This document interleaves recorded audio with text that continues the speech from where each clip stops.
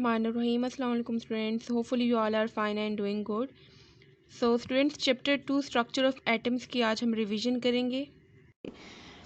Isotope का जो topic है वो आपकी बुक के पेज नंबर 38 पे है.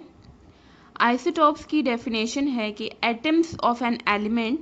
आइसोटॉप हमारे पास एलिमेंट के एटम्स होते हैं. वो एटम्स सेम ही एलिमेंट के होते हैं बट इन एटम्स में जो एटॉमिक नंबर होता है मींस के प्रोटॉन नंबर वो सेम होता है बट मास नंबर जो कि प्रोटॉन प्लस न्यूट्रॉन होता है वो डिफरेंट होता है. अब यहाँ से आप देख लें कि अगर एटॉमिक नंबर सेम है मींस कि प्रोटॉन नंबर सेम है, मास नंबर डिफरेंट है. और मास नंबर क्या होता है? प्रोटॉन प्लस न्यूट्रॉन का कम्बिनेशन होता है. प्रोटॉन नंबर हमें पता चल गया कि सेम होता है इस फर्स्ट पॉइंट से. इट मीन्स कि इसका नंबर ऑफ न्यूट्रॉन चेंज होता है जिसकी वजह से मास चेंज आता है एटम्स ऑफ एलिमेंट का. So isotopes are the atoms of an element which have same atomic number but different mass number. और ये mass number क्यों different है? Due to difference in the number of neutrons. Properties अगर इसकी हम देखें so chemical properties इनकी same होती है but physical properties different होती है. Chemical properties क्यों same होती है? क्योंकि they have same electronic configuration. Electronic configuration इनकी same होती है. They have same number of protons. Number of protons इनके सेम होते हैं. सो केमिकल प्रॉपर्टीज रिमेन सेम क्योंकि केमिकल प्रॉपर्टीज इलेक्ट्रॉनिक कन्फिग्रेशन पे डिपेंड करती है. अगर इलेक्ट्रॉनिक कन्फिग्रेशन सेम है एटम की तो केमिकल प्रॉपर्टीज भी उन एटम्स की सेम आती हैं.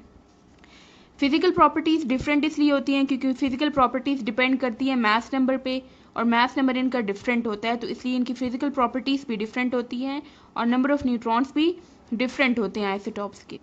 Now let's study the examples of isotopes. जो फर्स्ट एग्जाम्पल आपकी बुक में मेंशन है आइसोटॉप्स की वो हाइड्रोजन के आइसोटॉप्स हैं. Isotopes of hydrogen. हाइड्रोजन की 3 आइसोटॉप्स हैं. ये तीनों ही हाइड्रोजन एलिमेंट के एटम्स हैं. तीनों में प्रोटॉन नंबर सेम होता है बट मास इनका डिफरेंट है. फर्स्ट जो है वो प्रोटियम है. इसका सिंबल H कैपिटल H है एंड 1 1 दोनों साइड पे. इसका मास नंबर भी 1 है और जो एटॉमिक नंबर है जो हम सिंबल के लोअर साइड पे लिखते हैं वो भी 1 है. ड्यूट्रियम का जो सिंबल है वो है H212 इसका मास नंबर है और 1 इसका proton number atomic number. Tritium का मास जो है वो 3 है. अब इनका अगर हम स्ट्रक्चर देखें तो जो इलेक्ट्रॉन है तीनों में सेम है. एक एक इलेक्ट्रॉन है क्योंकि इलेक्ट्रॉन नंबर डिपेंड करता है प्रोटॉन नंबर पे. तीनों में प्रोटॉन नंबर न्यूक्लियस के सेंटर में आप देखें P वो 1 1 है सेम है तो इनका इलेक्ट्रॉन नंबर भी सेम है. लेकिन तीनों में न्यूट्रॉन नंबर डिफरेंट है. प्रोटियम में नो न्यूट्रॉन, न्यूट्रॉन 0 होते हैं. ड्यूट्रियम में 1 न्यूट्रॉन होता है. ट्राइटियम में 2 न्यूट्रॉन्स होते हैं. और मास नंबर जो होता है वो प्रोटॉन प्लस न्यूट्रॉन का कम्बिनेशन होता है तो यहाँ से 1 + 0 इसका मास 1 आता है. ड्यूट्रियम का 1 + 1 2 मास है. ट्राइटियम का 1 + 2 इसका एटॉमिक मास 3 है. सो आपकी बुक के पेज नंबर 39 पे टेबल है 2.2. इसमें साथ साथ डिटेल भी गिवन है. फर्स्ट ये सिम्बल्स हैं. यहाँ पे जो फर्स्ट 3 हैं ये आइसोटॉप्स हैं हाइड्रोजन के. Protium, deuterium and tritium.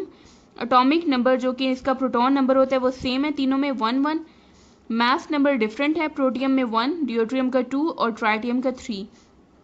क्योंकि इनका एटॉमिक नंबर सेम है इसलिए नंबर ऑफ प्रोटॉन भी सेम होगा. जो एटॉमिक नंबर होता है वही इसका नंबर ऑफ प्रोटॉन भी होगा. नंबर ऑफ न्यूट्रॉन कैसे आप निकालेंगे? मास नंबर में से नंबर ऑफ प्रोटॉन्स जो हैं वो सब्ट्रैक्ट करते जाएँ तो नंबर ऑफ न्यूट्रॉन्स आ जाएंगे आपके पास. 1 - 1 0, 2 - 1 1, 3 - 1 2. नेक्स्ट एग्जाम्पल है आइसोटॉप्स ऑफ कार्बन की. कार्बन की भी 3 आइसोटॉप्स होते हैं. कार्बन 12, कार्बन 13 एंड कार्बन 14 इनको कहते हैं. इन तीनों के आप सिंबल देखें तो तीनों का जो एटॉमिक नंबर है जो लोअर साइड पे लिखा होता है वो सेम है. Atomic number means number of proton तीनों में सेम है जबकि एटॉमिक मास जो इनके अपर साइड पे लिखा होता है वो देखिए डिफरेंट है तीनों में. और वो क्यों डिफरेंट है? क्योंकि इनमें नंबर ऑफ न्यूट्रॉन्स डिफरेंट है. कार्बन 12 जो है ये स्टेबल आइसोटोप है. 3 भी ये भी स्टेबल आइसोटोप है. जो कार्बन 14 है वो रेडियो एक्टिव आइसोटोप है. मीन्स कि ये स्टेबल नहीं रहता, ये रेडिएशंस एमिट करता है. अबंडेंसी इसकी देखिए, अबंडेंसी मीन्स एग्जिस्टेंस, मौजूदगी इसकी. सबसे ज़्यादा जो है कार्बन 12 पाया जाता है, ये 98.9% अबंडेंट है. कार्बन 13 और जो 14 है वो 1.1% अबंडेंसी है दोनों की. अब इनमें क्योंकि इनका एटॉमिक नंबर सेम है 6 6 तो तीनों में प्रोटॉन नंबर भी सेम है. P जो है 6 6 और नंबर ऑफ इलेक्ट्रॉन्स भी सेम है. जो कि न्यूक्लियस के बाहर हैं, 6 इलेक्ट्रॉन्स प्रेजेंट है। लेकिन नंबर ऑफ न्यूट्रॉन्स जो है कार्बन 12 में 6 न्यूट्रॉन्स हैं, कार्बन 13 के 7 न्यूट्रॉन्स हैं और कार्बन 14 के 8 न्यूट्रॉन्स हैं। ये कैसे पता लगाए? ये आप एटॉमिक मास में से इस एटॉमिक नंबर को सब्ट्रैक्ट करते जाएंगे तो आपके पास नंबर ऑफ न्यूट्रॉन्स आ जाएंगे। तो तीनों में डिफरेंट नंबर ऑफ न्यूट्रॉन्स हैं और एटॉमिक नंबर तीनों के सेम है। सो टेबल 2.2 में इन तीनों आइसोटॉप्स की भी डिटेल लिखी हुई है।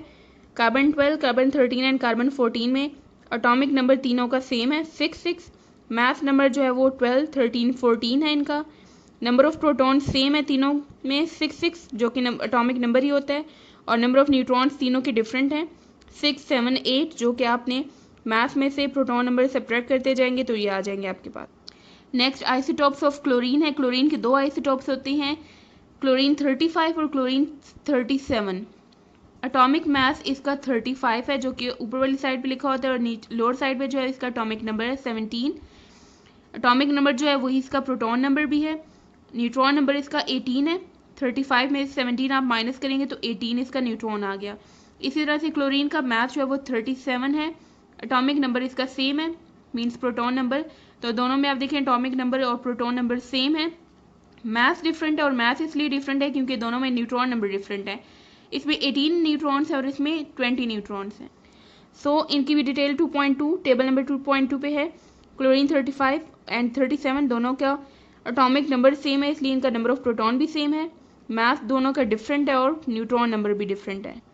लास्ट में आपके पास आइसोटॉप्स ऑफ यूरेनियम है। यूरेनियम के 3 आइसोटॉप्स हैं, 234, 235 और 238। ये इनके मैसेस हैं 92, 92 और इसमें भी 92 जो कि इसका एटॉमिक नंबर है, तीनों में सेम है। एटॉमिक मास देखिए तीनों का डिफरेंट, एटॉमिक नंबर इनका 92, 92 है तीनों में। प्रोटॉन नंबर भी सेम है क्योंकि एटॉमिक नंबर प्रोटॉन नंबर को ही कहते हैं। सो एटॉमिक नंबर और प्रोटॉन नंबर तीनों में 92 है, और न्यूट्रॉन नंबर भी तीनों का डिफरेंट है। सबसे ज़्यादा जो अबेंडेंट है वो यूरेनियम 238, ये 99% अबेंडेंसी इसकी है। सो टेबल 2.2 में तीनों यूरेनियम के जो आइसोटॉप्स हैं इनके एटॉमिक नंबर मेंशन है, सेम है, प्रोटॉन नंबर भी सेम है, मास डिफरेंट है और नंबर ऑफ न्यूट्रॉन्स भी डिफरेंट है। ऑफ आइसोटॉप्स, फर्स्ट इसका यूज़ बताया गया इन रेडियोथेरेपी।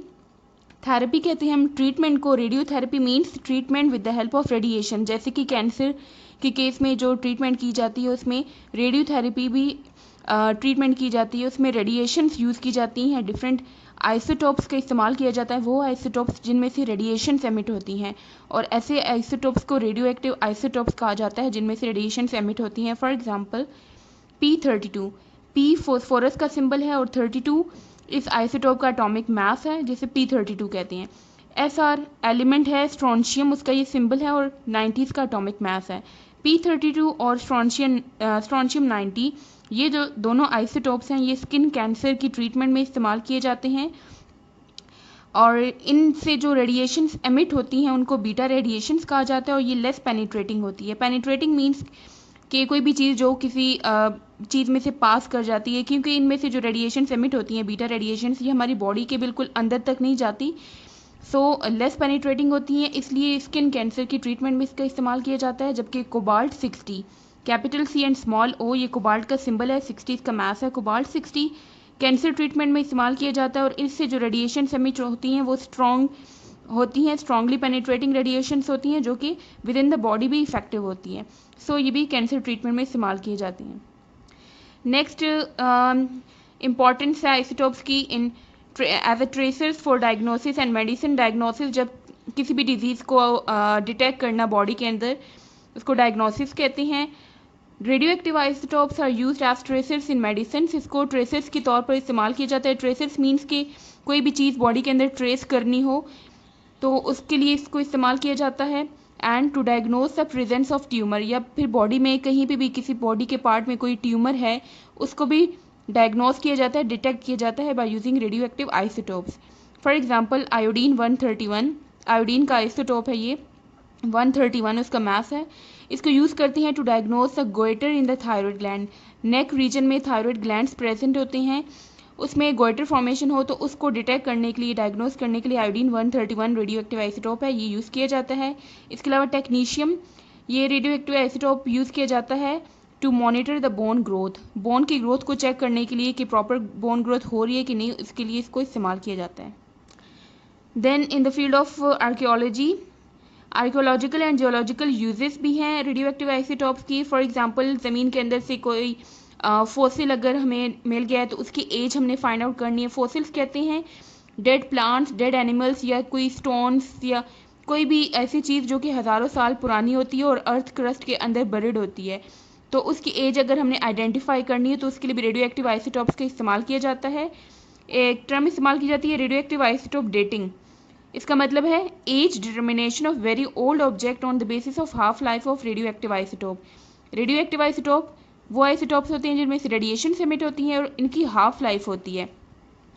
सो इनकी हाफ लाइफ के बेसिस पे किसी भी ऑब्जेक्ट की एज आइडेंटिफाई करना, डिटेक्ट करना, इसको हम कहते हैं रेडियो एक्टिव आइसोटॉप डेटिंग।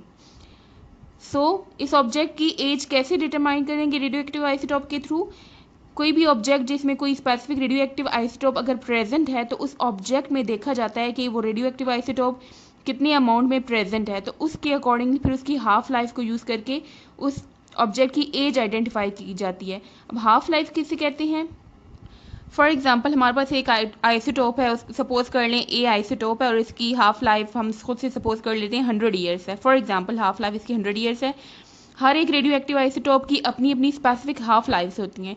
तो यहाँ पे हम स्पेसिफिक नहीं ले रहे, कोई खुद से सपोज कर रहे हैं एक आइसोटोप, रेडियो एक्टिव आइसोटोप ए, और उसकी हाफ लाइफ हम सपोज कर लें कि 100 ईयर्स है। अब हाफ लाइफ किसे कहते हैं? हाफ लाइफ कहते हैं जब कोई भी रेडियो एक्टिव आइसोटोप हाफ उसका रह जाए। फॉर एग्जांपल अगर ये आइसोटोप हमारे पास स्टार्ट में 100% इसकी अमाउंट थी, तो जो इसकी हाफ लाइफ है 100 ईयर्स, 100 साल गुजरने के बाद जितना ये इनिशियली प्रेजेंट था अब उसका 50% बच गया है, मीन्स कि 50% इसका ख़त्म हो चुका है। देन मज़ीद जब 100 ईयर्स गुजरेंगे तो इस 50 का भी हाफ रह जाएगा, 50 का हाफ मीन्स 25% रह जाएगा। फिर मज़ीद जब 100 ईयर्स जो कि इसकी हाफ लाइफ है वो गुजरेंगे तो 25 का भी हाफ रह जाएगा जो कि 12.5 है, और इसी तरह से ये प्रोसेस चलता रहता है। सो फॉर एग्ज़ाम्पल हमारे पास कोई भी ऑब्जेक्ट है, हमने कोई भी फॉसिल है वो हमें मिल गया ज़मीन के अंदर से, हमने उसको डिग आउट किया। फॉर एग्जांपल उसकी हमने एज डिटरमाइन करनी है और उसमें फॉर एग्जांपल ये वाला आइसोटोप उसमें प्रेजेंट है, तो हम देखेंगे कि उस ऑब्जेक्ट के अंदर इस आइसोटोप की कितनी अमाउंट प्रेजेंट है।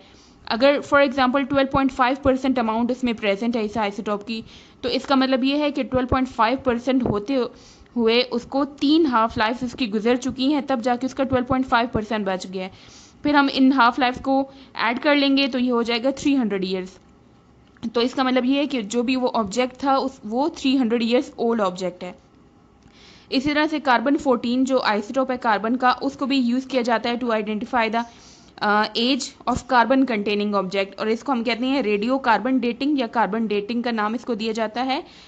Age determination of carbon containing objects, fossils means के ओल्ड ऑब्जेक्ट्स हैं और इनमें कार्बन आइसोटोप अगर प्रेजेंट है, so by measuring the radio activity of carbon 14 in them उसकी एज डिटरमाइन की जाती है। इसी तरह से जैसे मैंने आपको ये एग्जांपल दी, कार्बन 14 की अमाउंट इसमें देखी जाती है उस ऑब्जेक्ट में कि कितनी बच चुकी है, फिर उस कार्बन 14 की भी अपनी हाफ लाइफ है, उसकी हाफ लाइफ के अकॉर्डिंगली फिर देखा जाता है कि कितने साल गुजर चुके हैं, तो वो ऑब्जेक्ट उतने साल पुरानी होगी, उतने उसका जो उसकी एज है उसको डिटरमाइन कर सकते हैं इस तरह से। सो ये हाफ लाइफ वाला जो पॉइंट है ये इसकी डिटेल आपकी बुक में नहीं मेंशन, जस्ट आपको ये पॉइंट क्लियर करने के लिए मैंने यहाँ पे ये एग्जांपल दी है। बाकी रेडियो कार्बन डेटिंग और कार्बन डेटिंग की डेफिनेशन आपकी बुक में मौजूद है। नेक्स्ट इसकी इंपॉर्टेंस है इन chemical reactions and structure determination. Chemical reactions में भी इसको इस्तेमाल किया जाता है, इसके अलावा किसी भी कंपाउंड का स्ट्रक्चर डिटेक्ट करने के लिए भी यूज़ किया जाता है रेडियो एक्टिव आइसोटोप्स को in chemical reactions to follow a radio active element या फिर to determine the structure. For example carbon dioxide gas का प्लांट्स इस्तेमाल करते हैं in the process of photosynthesis to prepare their food, और food क्या है उनका? ग्लूकोज। ग्लूकोज में भी कार्बन प्रेजेंट होता है और कार्बन डाइऑक्साइड में भी कार्बन एलिमेंट प्रेजेंट है। तो ये जो कार्बन है जो कि कार्बन डाइऑक्साइड गैस में प्रेजेंट होता है, उस कार्बन की जगह कार्बन 14 लेबल कर दिया जाता है, अटैच कर दिया जाता है, और फिर वो सब स्टेप्स ऑब्जर्व किए जाते हैं जिन स्टेप से गुजर के कार्बन डाइऑक्साइड कन्वर्ट होता है इनटू ग्लूकोज। तो वो पूरा पाथवे जो है वो इससे डिटेक्ट किया जाता है, ट्रेस किया जाता है। नेक्स्ट एप्लीकेशन है रेडियो एक्टिव आइसोटोप्स की इन पावर जनरेशन, मीन्स के power production, for example electricity generation, उसके लिए इसका इस्तेमाल किया जाता है। Radio active isotopes use to generate electricity by controlled nuclear fission reactions in nuclear reactors. Nuclear reactors में न्यूक्लियर फिजन रिएक्शंस करवाया जाता है। फिजन कहते हैं वो रिएक्शंस जिनमें कोई भी heavy element, for example uranium element, उसका न्यूक्लियस उसकी ब्रेक डाउन करवाई जाती है और वो लाइट एलिमेंट्स में कन्वर्ट होता है, नए एलिमेंट्स बनते हैं उस केमिकल रिएक्शन में और इसके साथ large amount of energy release होती है।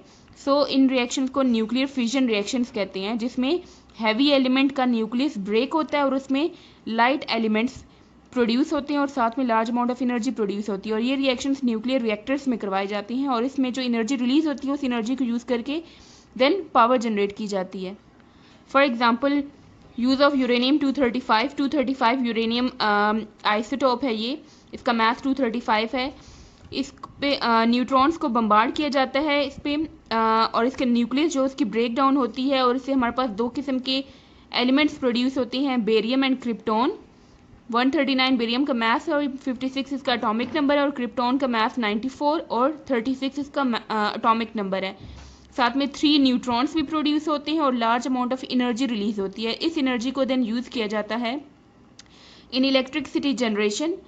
Large amount of energy is released which is use to convert water into steam. ये जो एनर्जी यहाँ पे रिलीज होती है, इस एनर्जी को इस्तेमाल करके, हीट एनर्जी होती है जिसको यूज़ करके वाटर को स्टीम में कन्वर्ट किया जाता है, भाप में कन्वर्ट किया जाता है और वो स्टीम फिर यूज़ की जाती है टर्बाइंस रन करने के लिए, टर्बाइंस चलाने के लिए। और टर्बाइंस यूज़ करते हैं जनरेटर्स को रन करने के लिए एंड जनरेटर्स जब रन होते हैं तो उससे इलेक्ट्रिसिटी जनरेट होती है। सो ये इम्पॉर्टेंस है in power generation. Thank you so much for watching, see you next time, अल्लाह हाफिज़।